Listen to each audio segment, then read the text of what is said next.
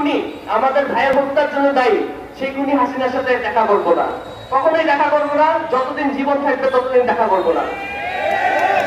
তারপরে 30 জুলাই আমরা বিভিন্নভাবে হুমকি ধামকি এবং এনএসআই ডিজিএফআই থেকে এসে আমাদেরকে তুলে নিয়ে যাওয়ার চেষ্টা করা হয়েছে, তারপরেও আমরা দমে যাইনি এবং আমরা বাসায় থাকতে না পেরে আমরা আত্মগোপনে চলে যেতে আমাদেরকে বাধ্য করা হয়েছিল এবং আমরা আত্মগোপনে যেতে বাধ্য হয়েছি এবং 5ই আগস্টে আমরা সেই মুক্তিটি পেয়েছি। তাই আপনাদের যে 17 বছরের আত্মগোপনে থাকার কষ্ট সেটি আমরা বুঝি। এই খুনি হাসিনা আমাদের ভাইদেরকে হত্যা করেছে, আমাদের ভাইদেরকে অন্ধ করেছে, পঙ্গু করেছে। আপনারা কি এই খুনি হাসিনার বিচার চান? এই দেশের জনগণ কি খুনি হাসিনার বিচার চায়? আমরা একসাথে এই বিচারের জন্য কাজ করব।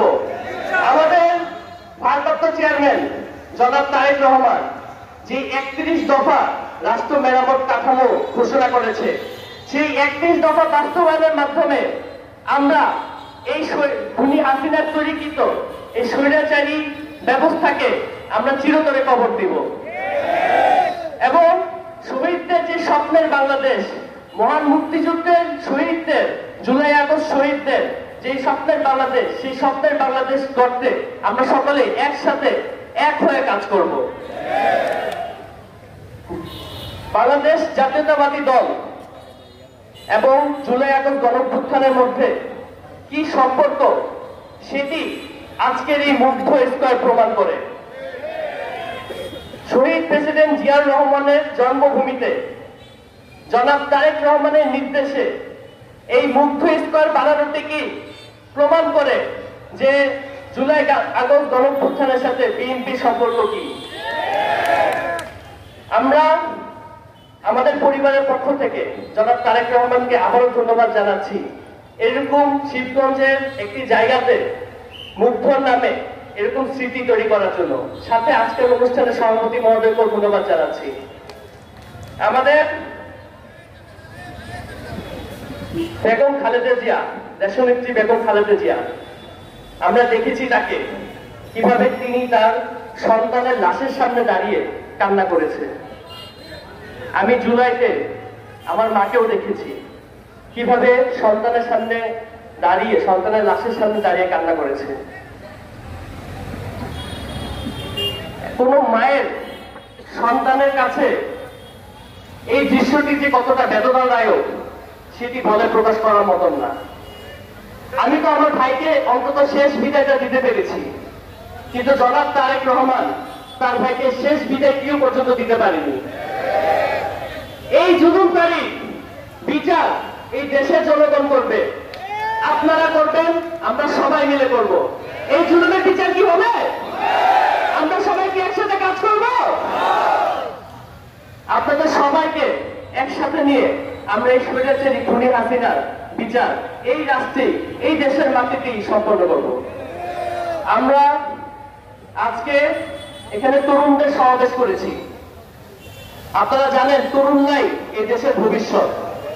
তরুণরা যত বেশি বেশি রাজনীতির সাথে অংশগ্রহণ করবে তত বেশি এই দেশের ভবিষ্যৎ উজ্জ্বল হবে। আপনারা তরুণরা আমাদের কাছে একটা এতদিন ধরে খুনি স্বৈরাচার হাসিনার আমল দেখার পরে আমাদের কাছে রাজনীতিটা একটা নোংরা জায়গা মনে হতো। এই নোংরা জায়গা মনে হতো কারণ আমরা সেই নোংরাকে দেখেছি সেই বিগত স্বৈরাচারী হাসিনার কাছ থেকে। এবার আমরা তরুণরা এই নতুন বাংলাদেশ বিনির্মাণে নতুন ভাবে যুক্ত হয়ে এই নোংরা রাজনৈতিক পরিবেশটাকে চিরতরে কবর দিব এবং একটি সৌহার্দ্যপূর্ণ সুস্থ রাজনৈতিক পরিবেশ তৈরি করব। তরুণরা কি আমার সাথে আছেন? শুনতে পারি না, আছেন? আমরা তরুণরা দলে দলে যোগ দিব রাজনীতিতে এবং আমরা এই দেশকে নতুন বাংলাদেশ, শহীদদের স্বপ্নের বাংলাদেশ করতে আমরা ভূমিকা পালন করব। তরুণরাই এই দেশের ভবিষ্যৎ, তরুণরাই এই দেশের হাল ধরবে ভবিষ্যতে। তাই আমার এখানে আগত সকল তরুণ ভাই বোনদের প্রতি আমার আকুলে আবেদন থাকবে, আপনারা সকলেই দলে দলে যোগ দিবেন এবং রাজনীতিকে সামনের দিকে এগিয়ে নিয়ে যাবেন এবং দেশকে সামনের দিকে এগিয়ে নিয়ে যাবেন। আমি বেশি কথা বাড়াবো না। আমি নতুন রাজনীতিতে যুক্ত হয়েছি, হয়তোবা আমাদের সভাপতি মহোদয়ের মতন আমি স্লোগানে এত পটু না, কিন্তু অবশ্যই আমি শিখার চেষ্টা করছি। কিন্তু একটি স্লোগান আপনাদের মাধ্যমে দিতে চাই। স্লোগানটি নবীন প্রবীণ বাঁধো জোট, ধানের শীষে দেব ভোট। পারবেন স্লোগানটি দিতে আমার সাথে? পারবেন? নবীন প্রবীণ বাঁধো জোট, নবীন প্রবীণ বাঁধো জোট, ধানের শীষে দেব ভোট, ধানের শীষে দেব ভোট, নবীন প্রবীণ বাঁধো জোট, নবীন প্রবীণ বাঁধো জোট।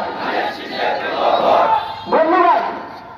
বগুড়ার শিবগঞ্জ উপজেলার সকল জনতা যারা আজকে এখানে উপস্থিত হয়েছেন, সকল বিএনপি নেতাকর্মী, বাংলাদেশ জাতীয়তাবাদী দলের অঙ্গ সংগঠন গুলোর সকল নেতাকর্মীকে আমার পক্ষ থেকে ধন্যবাদ জানাচ্ছি।